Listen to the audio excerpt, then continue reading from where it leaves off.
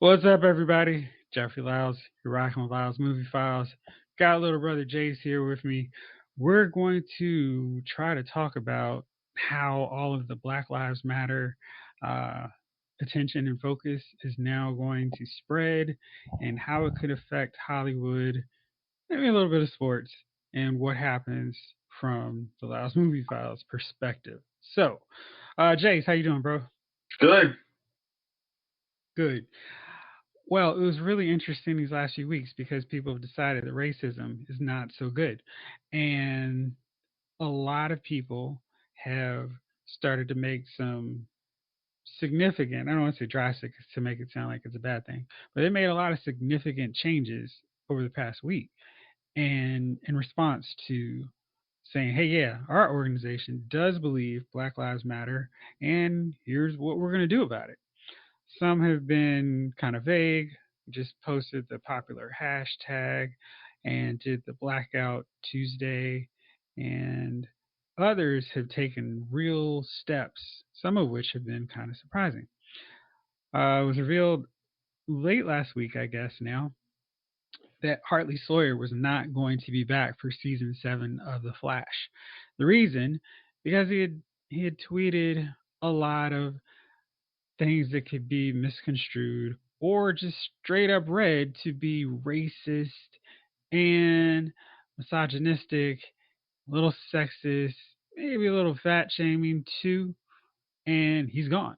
So he issued an apology, like most celebrities tend to do after they get kicked off a gig. Hey, I was wrong. Sorry. Hope I'm working to be a better person.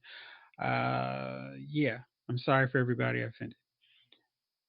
Now, the tricky thing with this was these tweets, much like James Gunn, happened before he got the gig on The Flash, which means that somebody, when they were casting, just decided, I'm not going to do a worthwhile background check. And then it was, oh, shoot, we got a mess on our hands. What do we do? Fire him. That's what we'll do. So, my question for you is, what do you think about this? And is this a James Gunn situation? I think that's what I have been kind of toiling with. I'm not, it's like James Gunn, it looked like, was very politically motivated and digging through his tweets and stuff like that. I don't know who found this. I mean, so I saw some of the content, and it's wrong. I mean, it's and this is always the thing about Twitter. It's like, do you once you have that big gig, especially as an actor, artist, or something, once you hit your break, do you just delete all of your previous social media? I mean, I almost think it's like you need. It's almost like, hey, delete everything before today because you might have said something trying to be way you thought you were being friendly. Like I think he kind of said like, yeah, I was talking to my friends, kind of not really to James Gunn, but kind of like I was stupid and thought I could get away with it because I'm just talking to a couple of people before. I mean, I don't know what his acting gig was before that, but I mean, he thought he might have had a small audience. Now it's a much wider audience. It's like, maybe we should have just delete everything, or just like almost like have your publicist like, hey, go through my Twitter account, delete everything that's problematic, and then once you're done, give me the password, and I'm going to change the password. Right. I kind of feel like we need a new version of Entourage set in the 20s where we have a star navigating this kind of life. Because I loved Entourage, but I'm really curious how a modern age version of it, like that's a show that could benefit from a reboot to Now, reflect did we today. ever? Did you ever watch Ballers? I didn't. I haven't. Okay. That's from the sports side, so maybe I need to watch it, but I haven't yet. Or at least not to any extent that I could compare it to Entourage. Okay. Yeah, because I'm just like almost you could do an Entourage like show based on Ari Gold kind of character's perspective. Like I know he was a major part of Entourage, but you could really do it now. It's just like all I mean, just He did what? What did he tweet? uh Ah, Lloyd. yeah, it's like what was it, Dana? Yeah. those two characters now in celebrities, like before was just who'd you date and who'd you get photographed dating, but now it's what did you tweet, who did you support, who are you in a picture with? Oh my gosh, like Yeah, so much more stuff that could do all kinds of potential damage. So I think for me, I think it's really tricky to go back to somebody and go from what you did before you started working from us for us, you're fired. I think that's a really tricky thing to do. Now, if, of course, if he had done this recently, then yeah, go for it. Send him the bricks. But I'm not quite sure who it benefits, who it helps out to go, yeah, now we're going to fire you from something that you did before you started working with us. what almost makes it like you're saying the people before, like say, like in Flash, it's like the people before you did a background check and didn't give a crap, but now that I'm here, I care. Now for Yeah. Flash, you got a black showrunner, and it's like, oh, okay. Is he throwing quietly throwing shade at him, or is he just like, are they going to check through everybody who's in the cast? Like, it check on every cast member's previous tweets from 10 years ago. I mean, they could check the Flash Twitter account that always seems to cut off Candace Patton in photos and gifs. I mean, that would be somebody that I would go after way more than Ralph. Or Especially Hartley, because Candace is like because not she's off the map. subtly said, yeah, it's an issue. I'm annoyed with it. Yeah.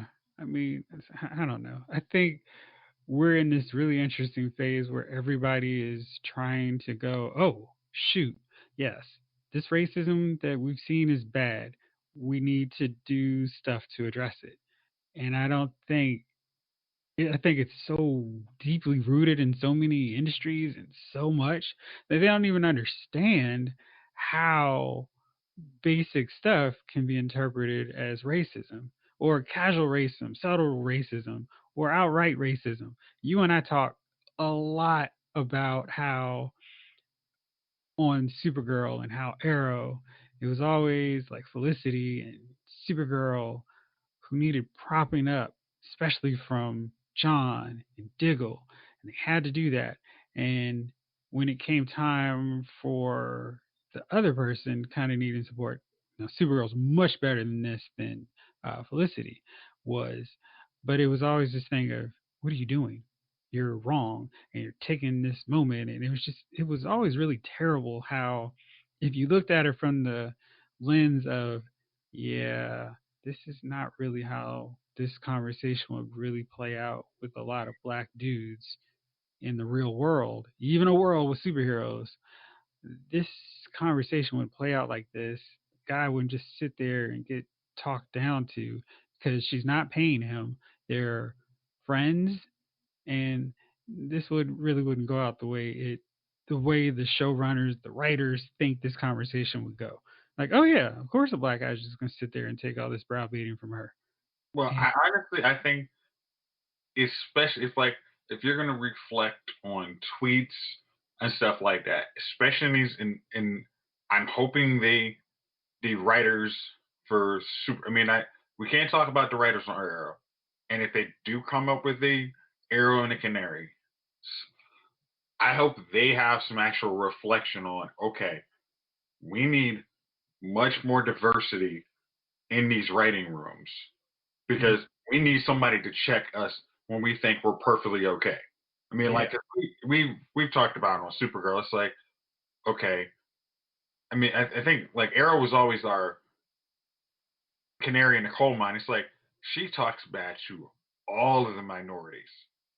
It's like I mean, when it was the detective, it was Diggle. It was always just way more lip, and it was always and you had to get propped up, and it was like, is nobody seeing this? yeah. And it was like, hey, what are y'all doing? Come on, help us out here. Y'all need to figure this thing out. And it was really weird. And I think the real culmination of that was the Iris and Barry wedding, and then Felicity just crashed and was like, hey, let's get married too. And it took away the entire moment of something that for Flash had been built up since the series started, whereas Arrow was just like, hey, won't this be so cute? And I really don't believe that these writers are racist or just like No. totally stupid. I just think that they don't understand how stuff plays out to us when we're watching. Like, ugh, that wasn't the right move. Well, I mean, it's at least I always say the Flash writers were cognizant to make it look like Eric. I mean, Iris is like, this isn't cool. Like, why Yeah, did like you're supposed to be my friend? You don't do that dick move. It wasn't cute. yeah. It's like And you could then never notice. It's like after that moment, she never was like kind of hunky dory in scenes with Felicity. yeah, So which was right. And then real fast, so we can keep going and talking about other stuff here. I think it's very interesting that Ruby Rose will not, her character Kate Kane will not be killed off in Batwoman. The showrunner said, and they're considering characters or actors of any ethnicity. They have not set it up where, oh yeah, she's got to be another white woman. Vanessa Morgan is somebody who is rumored to be in contention to play the role. Vanessa Morgan was on Riverdale or is on Riverdale. She was complaining that as a series regular, she's the lowest paid member of the cast, and her storylines are normally just used to prop up other characters. She is bisexual, I think, her character on the show, and she's in a relationship with Cheryl, if I remember from reading, what was going on in Riverdale last time I checked. So I think that's interesting because they could move her over to a show where she gets more of a spotlight, and I think it's perfectly fine to put a minority lead in one of these high-profile gigs. Yes, yes, yes, they've got Black Lightning, but I had a huge problem when Batwoman was announced, and they immediately started putting her in all the photos and all the big promo ads on the same okay, level hold as on, Flash and Supergirl. the one problem with her casting is they said, hey, even if they said they're kind of open, she is uh married to a guy. They said they kind of want the lead actress on it to be a LGBT. So I mean, though she plays one on TV, she's not, and that's kind of one of their stated goals for the show. So That's interesting. So should that be a factor? Like should that be sorry, you're straight, you're bi, well I guess bi is okay. You're straight, you can't play this role. yes, and this show they want to say representation matters. I have no problem with that. They say, hey, we as much as we say, hey, we never think you should limit an actor because they're gay. They should have to play gays. But I'm like, in this, they want to have a show where it's like the concepts to this character aren't completely foreign to this person. They don't have to act as much. And I I actually, I mean, this is one of the few times I'm like, I'm definitely going to commend you. It's like, yeah, go ahead. That's what your stated goal is. You say it up front. Go ahead and do it. All right. Good deal. Okay, so that's that with the Arrowverse. Be very interesting to see what happens on that end. Um there's, there's so much stuff. I'm trying to figure out which place I want to go to. You had some stuff. What do you want to talk about? Uh, well, is you always hear about us talk about it, like just when we're doing our top tens, we always like a lot of times we talk about Harry Potter, and I kind of want to dig into J.K. Rowling's uh like her issue. I mean, I remember looking at it a while back, but her issues kind of like she's like transgender women are women kind of thing, Hmm. and she's just it's not saying it's like that is her strongly held belief, and she's like unapologetic, like no, I'm saying what I'm saying.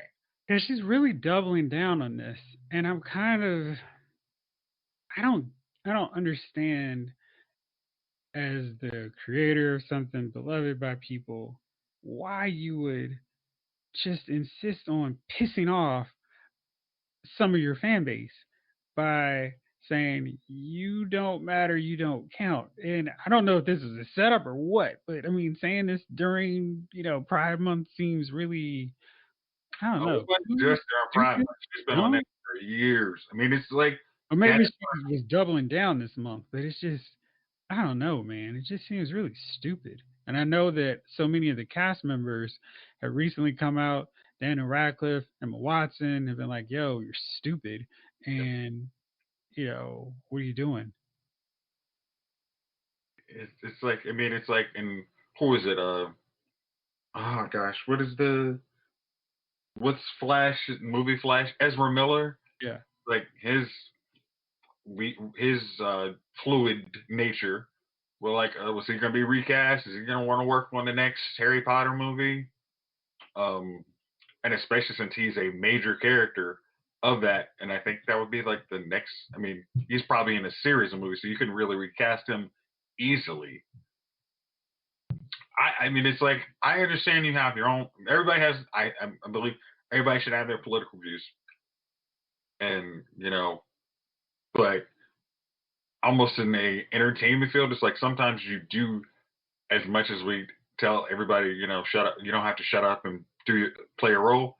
This is one of them. It might have been better for her to just like, this is not a question. I know what my answer is, but if I want to keep working or keep making money, I do need to shut up. I mean, I know it's a selfish interest, but it's like you can't. I mean, just that was just. I think that's just the wrong call to go with just the wrong call, and I just from a think it's business like, perspective. Like that. yeah, it's like honestly, if a dude wants to say I'm a woman, how does that bother you? Like, I mean, it doesn't have to make sense to you. It's just like, listen, if you're not hurting anybody, who really cares? Yeah. So yeah, that is a very interesting deal on her. Cops Live PD got canceled because the networks were like, nope, we don't want any part of this. Canceled. I Okay. thought that was really interesting. I don't know if anybody thought cops were glorifying police officers, but they were like, "Yeah, we're done. We're out of the cops' business." I'm thinking maybe eventually after this dies down, cops gets renewed, but for now, cops is off the air. What's your take? Well, cops is not on your like. I know when it first came on, it was like on Fox at 10 o'clock, and you could pretty much watch it. If you were watching Fox on a Saturday night after Mad TV, it Mhm. would be playing for like 5 hours, and you never even know what time you woke up to. But now it's kind of on like that True TV kind of non-cable TV channels. I don't. I mean, it's a good symbolic move because it's like a lot of times you would see those cops. It was like very much like kind of um not as violent, but it's like kind of very much like the Breonna Taylor, like the no knock warrants and stuff like that. And that's like they're executing it, but it's like if somebody got killed or hurt on those shows, it's like yeah, we don't want to show that. I mean, it's I understand that like hey, we want to show this is a dangerous job, but it's like and we kind of always said it's like it's a dangerous job that you signed on for, and you have to show a little restraint. And glorifying that is probably not the move to do. Not the move at this point in time. Yeah, totally with you on that. And I'm not going to be surprised if they decide to keep it going for a while. I think Mhm. it's very interesting also seeing what some celebrities are saying about it. Bryce Dallas Howard was saying that the help's got a lot of buzz now because of people being quarantined and the newfound attention on Black Lives Matter. And she took to her Instagram account and posted a bunch of movies that was like, hey, I'm sorry. She said The Help is the most viewed film on Netflix. And she said The Help is a fictional story told through the perspective of a white character and was created by predominantly white storytellers. We can all go further. Her so then she made a collage of movies that she was like, watch these instead, basically. And it was 13th, Selma, Say Her Name, Watchmen, When They See Us, Malcolm X, Eyes on the Prize, Just Mercy, I Am Not Your Negro. Really cool stuff to see.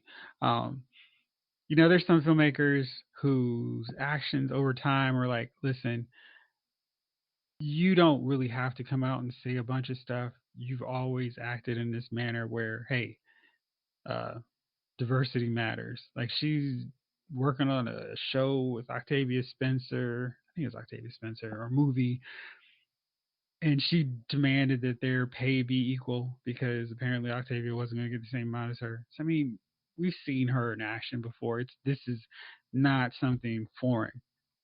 But I think it's interesting when we have people like Matthew McConaughey go, listen, tell me what I need to do to be better. I want to do better. I want to. How can I be a real ally?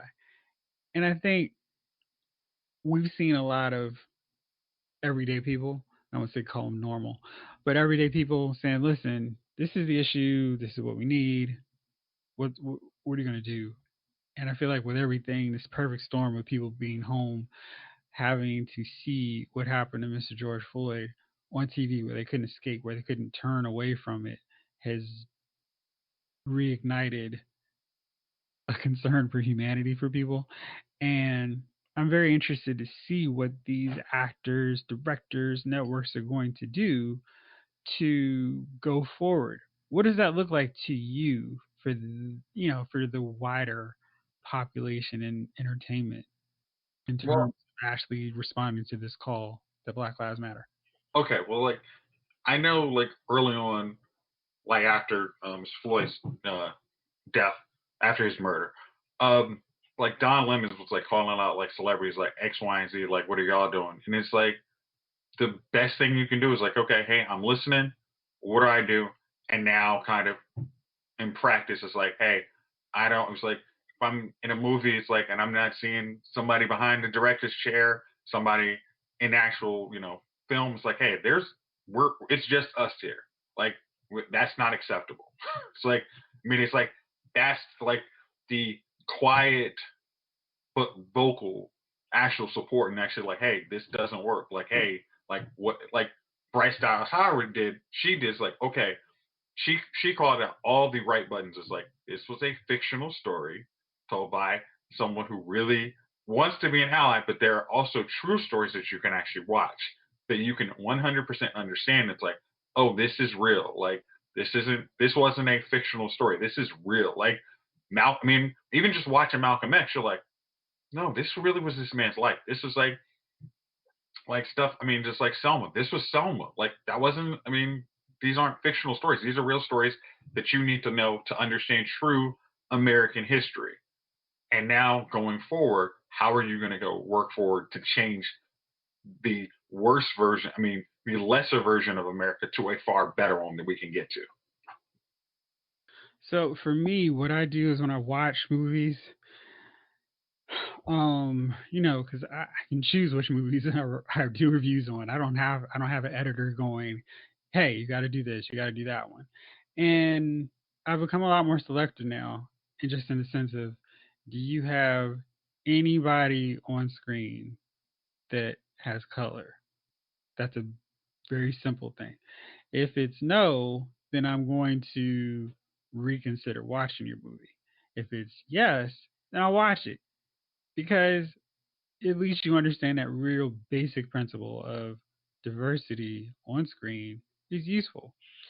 And I'm curious if there should be something to the extent of a Rooney Rule in Hollywood where that opens the door for costumers like Ruth Carter to get into movies that Spike Lee, uh, other black Very filmmakers aren't doing.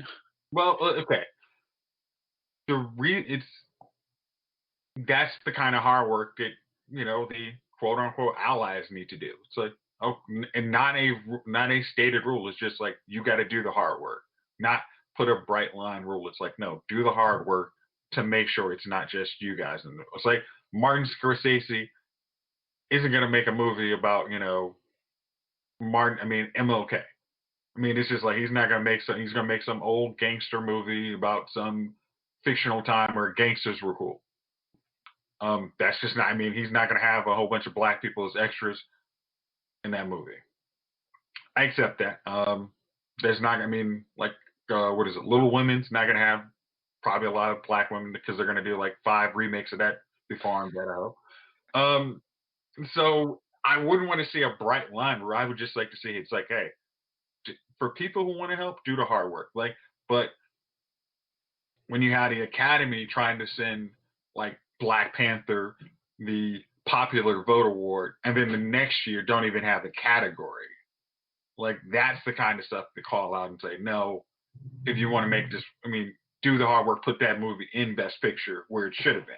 Like, don't do stuff. I mean, like Ryan Coogler should be in Best Director for his great movies.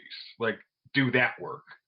It's like, and make sure that the Academy body is not just 90% 70-year-old people. I mean, white guys. So the Academy has definitely continued to make strides on that. We I'm saw that. a correct number. What did you say? I said that what I was numbers just sarcastic. Yeah, yeah, yeah. No, no, no, no. I'm just saying that you can see that they're trying to make changes, and and that's from just including more actors of color onto the voting board of the academy, the board of governors. So you see that that's a positive change. I think it also comes down to recognizing and realizing that hey, yeah, there's tons of really talented people who have been working on movies, and it's probably time to spotlight some of these people. And it's not just the people that we know, it's everybody. It's the producers, it's the costumers, it's the cinematographers. It's it's all these things. I mean, Dee Reeves did Mudbound, and that was a great movie. And it's like, why is this movie getting shafted because it's a Netflix film? And I don't know. I mean, it's just there's a lot to be done, and I'm glad to see that some progress is being made. I'm really curious to see what happens next. Like, okay, oh wow, you guys are serious. Uh, more people behind the scenes are working on films. I remember a while ago, and I was up in New York at the Comic Con, and I was just kind of going around and like talking to people, and I was like, man, this is kind of neat, just seeing everybody doing the thing. And I was talking to a black comic book author or artist, and and I was like, hey, why is it that it's like this hidden secret that they're not, or not so much that they're more, but just why are the black creators not getting the spotlight, and why are they not upfront and like, hey, this book is done by by black artists. And he was just like, to us, it's just we're doing the thing, and it's not, hey, we need this extra attention. He was just like, I'm working and I'm doing my thing, and I was like, huh, that's interesting. But I don't know. For me, I was like, man, I would so much rather go and support stuff made by us. And even if it's not the best thing ever, I just want to give it more attention just because, hey, there's always that old claim that, until Black Panther came in movie theaters, the black audiences don't support stuff on the same level. Well, not black audiences, but Right. widestream, so mainstream won't support stuff. Well, listen, it's like I remember the last time we went to a Comic Con, I think we just like randomly hit up a booth, and it was just like somebody like a black creator was just like, hey, I mean, like they were like telling me the story about the characters. I'm like, okay, give me the book. I was like, you tell me who's doing this, and I'm like, hey, I haven't read it yet, but hey, I'd like to support you. Um, I and I'm gonna kind of go with another thing I heard from like NFL players when they were talking about this. They were like, "Hey, when we're on the field, we don't care who's telling us the plays. It's when we get out of playing, we're looking for our next opportunity. Then it's we really would like to have more opportunities, like in coaching and stuff like that." I think kind of like the right now the black creators in comics are kind of happy just creating their own vision, but it's when until they I mean they don't really feel a need to kind of like, hey, Dido has been doing DC and he's done like 20 reboots of all these characters. Can I get a little chance to run this thing for a couple of years? I put out some good books until somebody gets that kind of fire. Like, hey, we have a big good overall vision. We'd like to pitch at least. Until somebody wants to do that right now, it's like not saying, and they're just happy doing what they're doing. But it's like I think they're just like I probably is like hey, I'm happy. And then if no one else is demanding like hey please highlight some black creators, it won't happen. Hmm. So it's been a very interesting week, right? To say the least. So NASCAR decided, hey, we're taking the Confederate flag down, and dude, I was like, whoa, that was something I didn't expect at all because it's like for whatever reason it's like bleeding. That's part of NASCAR. That's just part of our identity, et cetera, et cetera. I don't watch NASCAR to care one way or the other. I think it's kind of lame to have the second place winner of the Losers, Civil War losers, or the first runner up of the Civil War losers, and just rep them hard like losing is part of our heritage. Okay. losers. Yeah. So that was really interesting. But here's something that I was very much, it kind of made me start thinking a little bit differently. So back, maybe if, and it's kind of crazy that it was so long ago, and I say long ago, but not really that long ago. In 2017, The Bachelor franchise had a black bachelorette, Rachel Lindsay. And okay, Marquette she's University. Sorry, no one heard what you said. it's okay. Marquette University Law School. What? Okay, there you go. So Rachel, not shockingly, had a lot of black bachelors, way more than the typical season of The Bachelorette. And as I watched, because I was like, well, I want to make sure I watch because I'm supporting. And um, the ratings weren't as good as other Bachelor seasons. And it kind of comes down to all right, I'm down to my final five, final four, final three. And by that point, she had a guy of Latino descent, a white guy, and a black guy. And I'm like, I cannot believe this. And then, it comes down to, all right, you got to choose two of these guys you're going to ultimately decide on, and you got to send the third guy home. So she sends the black guy home. And I was so pissed because I was like, this black dude was cool. He was he was a good dude. He was funny. He had swagger. He was bringing you out of your kind of stuffy shell, and he was cool. And then it was this thing of how man, we're just never gonna win the Bachelor slash Bachelorette if the one time, because they're not gonna do it again for a long time. The one black Bachelorette won't even choose a black dude, and I was salty with her for that because it was like this is just the worst. And then I don't know when I had this kind of epiphany of like, you know what, that's not really her responsibility to give us the black happy ending. I mean, the whole show is about somebody finding love, and big proponent of you love who you love, and it's not this obligation to be with somebody that looks like you. Um, so then it was like, well, geez, man, why is it that I felt so mad at her when I should have been upset at ABC for never casting any black bachelor or bachelorette. And the producers of the show were like, yeah, Rachel, we hear you. We wanted to be more diverse, but your season was the lowest of our seasons, so we got to do what people want to watch. And I mean, the I mean, TV show. like from ABC's perspective, it's like we're in a business of making crappy, cheap shows that people watch. But my whole thing is The Bachelor is not a show. It's not a franchise that is in any danger of cancellation. Like maybe a new show. Hey, we got this black lead. Maybe that's the show that doesn't take off. But Bachelor's been around for like 22 seasons. It's not going anywhere until ABC was like, "Yeah, we're going to put in another cheap, easy for us to film reality show that draws a bunch of people."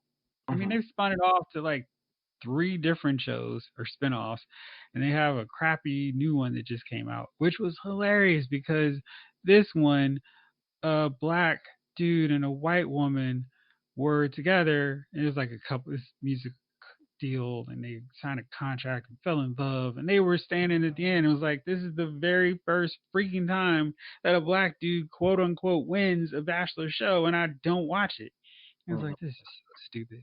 But anyhow, I was like really mad. And I was like, gosh, I can't believe this. And I was like, I automatically didn't watch because I was like, yep, I know how this is going.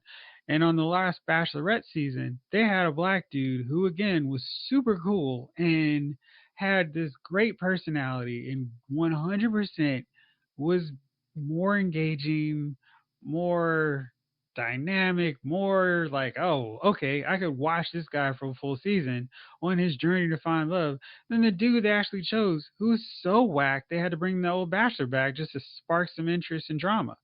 Okay. And they didn't pick him. And I was like, you guys suck. I mean, if you don't choose him, I mean, gosh, I mean, all the women in the audience were like, every time they mentioned his name when he spoke in the dudes tell all thing, were cheering. And when it was like, well, maybe we'll see you again, they were like, ah, mate.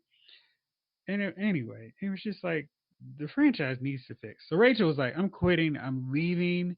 I'm not showing up for anything else until y'all fix this diversity problem.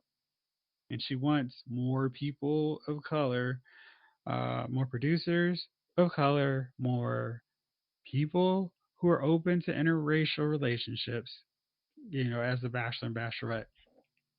Because I had this joke with my old boss, super coolest boss ever, who also watched The Bachelor and my other reality show, Addiction Big Brother, and we were like, yeah, they have to keep the minorities on for the first 2 or 3 weeks just to be like, see, I'm not a racist, bye. And but yeah, I think they do, and it'll be really interesting to see what they do, because I feel like the last few seasons they've had some really, I don't want to say qualified, but good candidates of color who would make great bachelors, great bachelorettes, and they've stuck with the familiar, Boring. comfortable. Don't have to change. We know this formula. Yeah, and it's like It I've is. stopped watching like every episode because it's like, I know how this is going to end, and I know how this is going to play out, just because I've seen this exact thing play out. Yeah. Whereas I may not know how it would play out if a black woman or a Latina woman or an Asian woman were in this situation. Okay. From ABC's like I said, ABC's business perspective, yeah, we're not in danger of losing anybody, but we enjoy making money. We make money on the very cheap, and if the audience, quote unquote, can't see themselves in these people, well, it's just not as entertaining and engaging, and they won't turn in. It's like there's not. I mean, that's why a lot of black folks don't watch The Bachelor or Bachelorette because we've never been really well represented. So But you know what's hilarious? If you go on Twitter and you go to the Bachelor Bachelorette hashtag, there's tons of black people watching these shows. It's okay, not like, oh, no one watches it because there's no black people. It's okay, we're watching it. It's just we want to see like an actual opportunity for one of us to be the last person on the show or okay, the one that's trying to find love. And I okay. think it's more short-sightedness of, hey, yeah, we're gonna do this. I mean, because honestly, if you just keep worrying about that group that's gonna be like, oh my gosh, I'm not gonna watch the show about a black girl finding love, then you're never going to have that change. You're not gonna get the audience that would be like, hey, yo, y'all should watch The Bachelor. There's a black bachelor, or watch the black bachelor, or watch the Bachelorette. They've got a Latin Latino girl that's on here now. I mean, I don't get it. But yeah, I hear what you're saying. They're trying to make money, and there's no money in minorities, apparently. No, okay. Think just kept talking. It's like okay, so here's the deal. They're gonna try and do it, but then like kind of they're gonna do that one test. Oh, it didn't work out. Instead of saying like, hey, we need to do multiple like tries, like you were kind of Mhm. proposing. It's like, hey, I'm sure there is, as we've seen from these shows, Love at First Sight, Love Is Blind. I mean, it's like talk about you right. During quarantine, most people watched all those shows, and it was just like you guys could put very diverse cast in this in the lead, and people will watch it if you make it engaging, especially in shows like that. It's like who was it? What was that show? Too Hot to Handle. The most entertaining people on the show were the black people. I mean, and it wasn't just like I mean, you had the kind of British kids, but the black dudes, the British black dude, Kels, he was hilarious. It's Hmm. like that's a dude you could put. I mean, it's like especially on a show like that. It's like, yeah, why not put somebody like that? Like, if you don't want to use a regular, I mean, it's like quote unquote regular black guy. It's like bring out a British black dude. I mean, you've had. It's like make that extra thing. It's like maybe try something like that. And if they did it, and not to hit in the next 5 years, we will have we have a 100% commitment that we will have. Well, let's say probably 10 years or 10 seasons. We will have 20. I mean, like that would be a time I would say, hey, you should do a quota and just like you figure it out. Y'all make it happen because as you said, the last like one of the black dudes would have been very entertaining. It's like, no, we can't look at the numbers of that season. We have to evaluate after 10 seasons if we should continue to do it. Like Hmm. that's the only way it's gonna work. Is like I mean, how she saw it, she's like, oh well, your season wasn't done, but it's because I'm the only one. And then if I don't pick the right one, and it might not be, I'm basing my opinion based on what I see when this person's in my face, not what they say on the camera. If they're a shady person off camera and not in front of me, I look like an idiot, and then nobody wants to watch me. It's like so you can't use me as one case and say, oh, it never will work again. Sorry, can't do that. It's like, oh, but we need you to kind of come to ABC and all this and say how awesome the Bachelor was. It's like, no. It's like put somebody else in that spot, and then I'll maybe come back. So Yeah. All right. So, Lady Antebellum decided, hey, we need to drop the Antebellum part of our name because it's tied to old Southern pride and glory, and we're just gonna call ourselves Lady A now. What do you think about this? I know one of our dear podcast compatriots, Gunner, was laughing at this, but what's your take on it? um, I think I was reading a little bit of the article, and they said, hey, basically once our fans were kind of calling us Lady A as a nickname early on in our run, so why not just drop it and just change that? It's like Lady it's kind of the weird thing. It's like because almost it's like we know what the A stands for. If you're making a move, symbolic move, it's still antebellum.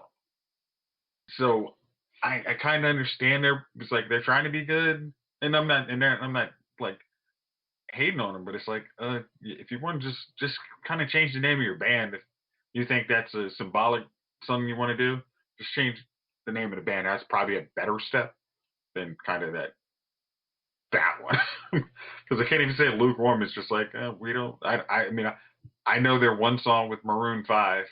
Yeah. And, uh, what is it? Don't leave you tonight. Like there was on the radio for a while, but it's like yeah, you guys are cool, but yeah, that's probably you. I mean make a do a little more than just saying hey we're just dropping the antebellum. We're still A.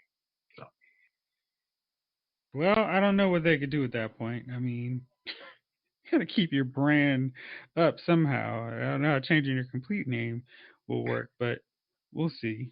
yeah, Let's see. Is there anything else really, really interesting that we should absolutely talk about? we're talking about the NFL. I mean I thought you were gonna go there when we're talking NASCAR. All right. So to talk NFL real fast, we wind this episode down here. So Colin Kaepernick basically was trying to he was playing fortune teller. He was like, "Listen, this police brutality can't go on any longer, and I'm going to protest against this during the national anthem. And I've talked to a soldier, and I'm going to kneel out of reference for what's going on to my fellow black brothers and sisters." The NFL owners were silent. They let Donald Trump the reality show star fooled them into thinking that he was speaking on behalf of America. And there were some that he was speaking for.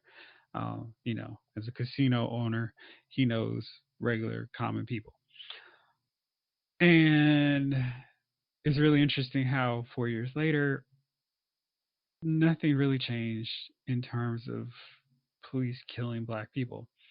And now the NFL players are like, this is ridiculous. We can't stand back. And they're like blown open the gates with dynamite on the NFL sidelines. A lot of star players. I mean, it carries a lot of weight when it's your top players in the league saying this. The NBA has never shied away from this. LeBron James, Dwayne Wade, um, you pick them, Seth Curry, big stars have been at the forefront of this. I can't breathe. We need to do better. Steve Kerr, Greg Popovich, respected, esteemed Hall of Fame coaches have been very outspoken about this. Stan Van Gundy too. Um, and the NFL has just kind of been largely content to be status quo. Little lip service. We'll try to do better. No, we're a little lip service. Like, Well, I mean, I don't want to lump them because some teams did more than others. So, um, but yeah, you had the Super Bowl MVP Patrick Mahomes. You had Michael Thomas, best wide receiver in the league. Ezekiel Elliott, depending on the week, best running back in the NFL. And did that hurt you? Tyron Matthews, huh? Did that hurt you to say something positive about a cowboy? Only in the context of this. I said depending on the week. Okay. So you had a lot of players. Deshaun Watson, probably the second best quarterback in the league. If not him, then Russell Wilson. I mean, it's a real toss up on that. But they all came together and were like, listen, NFL, this is what we want from you. And the NFL, via Commissioner Roger Goodell, responded basically 24 hours later. And um, they've been like, listen, we're doing all this. We hear you. And basically everything they said they wanted. Then Goodell said, we'll work and do this. I just read 3 hours ago that the NFL is planning a $250 million donation over the next 10 years to fight against systemic racism. Interesting, lots of money. That's good. Yeah, I mean, every dollar helps in this. So that's a good sign, good progress. The ultimate thing, of course, will be what team decides, yeah, going through this garbage trash heap of terrible, awful quarterbacks like Blaine Gabbert hasn't worked out really well for us. I laughed when the Bears were like calling up a dude who may as well have been working at Target. Hey, do you want to play quarterback? Oh shoot, we lost this game we could have won if we had a quarterback who got his team to the Super Bowl. So I've been laughing at every team that's had quarterback issues and they had to put some bum in. Oh man, we would have been good if so and so didn't get hurt. Screw you. There Denver was a Broncos. great quarterback who was sitting waiting for a phone call just to be like, oh yeah, I can still play. And so we'll see if some team decides to sign Cap, give him a shot. Cap's never asked for a handout. He's been like, give me a tryout You know, because he's better than probably half of the backups, and I'd say at least 10 starters. you know the sad thing about Kansas City being awesome, and as much as it pains me to say that, I think this Andy Reid could be the dude if he didn't have Patrick Mahomes. Be like, no, sign him, because he did that with Michael Vick. Like, no, sign him. Like, give him the opportunity to play and start for the team. But I mean, that's not going to work. I mean, that's not workable in Kansas City. But it's like some coach needs. I mean, like Ron Rivera's kind of like come out and said, it's like, hey, if this players for the Redskins want to kneel during the anthem, he's for that. Let them peacefully protest. I'm wondering what coach. I mean, it's like if there's going to be a coach and owner just like, hey, we have some hot garbage here. I mean, the Patriots would be the ideal team to do it because they have nothing but hot garbage as quarterback right now. But Kraft is a little too in the other circle, at least politically, to probably pull that trigger. Yeah. So I mean, I don't care if any team wants to keep losing and not even giving Cap a shot. Keep losing. That makes it easier for my Niners to go further, get to the Super Bowl, and hopefully finally win one after losing these last two. So yeah, yeah, I mean, if you want to keep going that way, please do. so there aren't that maybe as you've seen. It's like there aren't great quarterbacks coming out every day, and that's why you guys are having trouble winning games. So Bro. So yeah, we'll see. But if you don't, that's okay too, because I will continue to shout my man Cap out for really putting a big spotlight on this thing. And yeah, I mean, so much of this whole thing you can trace back to his actions there. It wasn't like he was the first person that said cops are killing black people, but an athlete doing that in the spotlight and the way he was doing it. And at that point in time in his career, he was coming off of a Super Bowl appearance, a really great second or really great season as a full starter, took teams to the NFC Championship, and was right in the mix till he got hurt a little bit. And so he did some big stuff there. yeah, I mean it's like as you were saying, like commending the NBA players, like is like all of us kind of watched The Last Dance. We were looking at when Jordan was kind of, hey, we need you to be political. I can't be political. You're right. It, He was like, yeah, that is all right. 100% a thing that I will say LeBron has been so much more the GOAT than the great ball dome on, because Jordan's like, yeah. I LeBron, mean, I know I'm in no danger of losing my job, and I think that's, but, and I think that's what makes Caps like, I know I got like 2 years in this contract. I might lose my job. I mean, it's like that's what like makes athletes who risk it all, like Muhammad Ali, is like, you know what? yeah. I'm not for this. I'm not for this. Uh, I need to put the spotlight on what I believe, and if this does cost me money, so be it. And I think that's where Cap is. It's like, hey man, that's you. I mean, just think of how much if he had just not done that. Think of how many. I mean, I don't know if the 49ers would have re-signed him, but it's like he's probably lost at least $100 million based on his play, not doing that. And that's what makes it like, yeah, you put your money where your mouth is, and they're still content. Like a lot of the organizations that are hashtagging Black Lives Matter are actually linking to his site. Like, yeah, well, we're putting money towards this organization to help you understand what your rights and how to actually do stuff better for your community. So yeah. yeah. All right. Well, it's that quick and magical time. Who's your nominee for Dummy of the Week? Ooh, well, the funny thing is that we've been on this positive. Let's go on the other end of the spectrum. And my dummy of the week is Mr. Terry Crews. Ooh, good one. Mr. Terry Crews, uh, after getting in a lot of hot water for not supporting Gabrielle Union when she was saying, hey, they treated me very wrong in America's Got Talent because, I'm a black woman. And I also supported you for when you were having your issue, but now somehow you don't have my back. So now during the Black Lives Matter, looks like we're, supposed to recognizing black people are actually do have it hard in the country.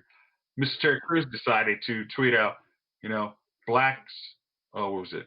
Black supremacy. Damn it. Yeah, can you You edit gotta that get it. one?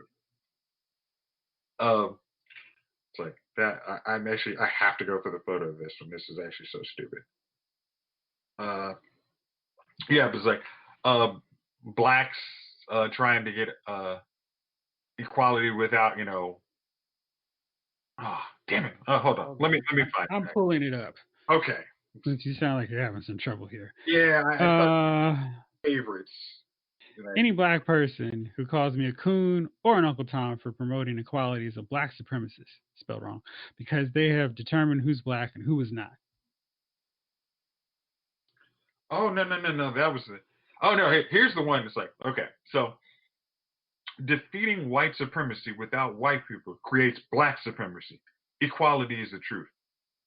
Like no one in the world was talking about black supremacy. It was just like, are you an idiot? Just Like everybody's trying to do something, together, but you want to like try to, hey, can I distract y'all over here? Black supremacy, hello, and everybody's like, dude, you've now hit the point of just completely stupid. Like you want to you want to hit your next Fox News contributor gig, and you now just like as I think you said earlier, you've now made sure that John Henry is not the worst thing you've done all year. And with that tweet and his the one you just brought up, Mr. Terry Crews is my dummy of the week.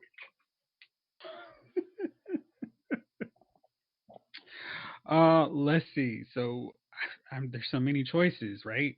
I'm gonna go with Starbucks for my dummy of the week because Starbucks was like, "Hey, Black Lives Matter to us," and they did the little "everybody's doing it, so I guess we should do it too" tweet, and the report came out that hey, Starbucks actually was not really down with their employees putting on any Black Lives Matter things like pins or anything. And it's funny because some of my Facebook friends pointed this out. Like, don't they know the LGBT population will get on them, just as hard because Starbucks is perfectly fine with, uh, pride Yeah, pins and so such, so cups, much. everything. Yeah, But and my friend who posted this is gay and was like, "Yeah, that's a bad look for them." And I'm like, cool. I've gone 3 months without Starbucks. I am perfectly fine going 3 more years without Starbucks. So you guys are the absolute dummies of the week. And I've been making sure to share the mess out of that because you can't go like not even a whole week before your truth comes out. not Not a good every look. Starbucks open. Like you had to work to do something that's stupid. It's like Yeah. drive through Starbucks. It's like, come on. Yeah. Not a good move. So you guys, congratulations, you win. Take a cup of overpriced coffee to go. All right, little bro. That's it for this one. There's lots of stuff to break down, I'm sure. Hopefully, next week we can talk about how everything's coming back. Hollywood is reopened for business, so shows are allowed to get back into the flow of things. We'll see how that plays out and what that means for our favorite shows and movies, most of which will now be coming out in 2021. And we should also probably talk about the thing that I'm not going to buy because it's not for me and it's not financially smart to do so, the PlayStation 5, which got revealed today. We'll talk about that next week. Yeah. Yep. All right. So thanks for rolling with me as always. Thank y'all out there for listening. This episode of Lyle's Movie Files has been filed.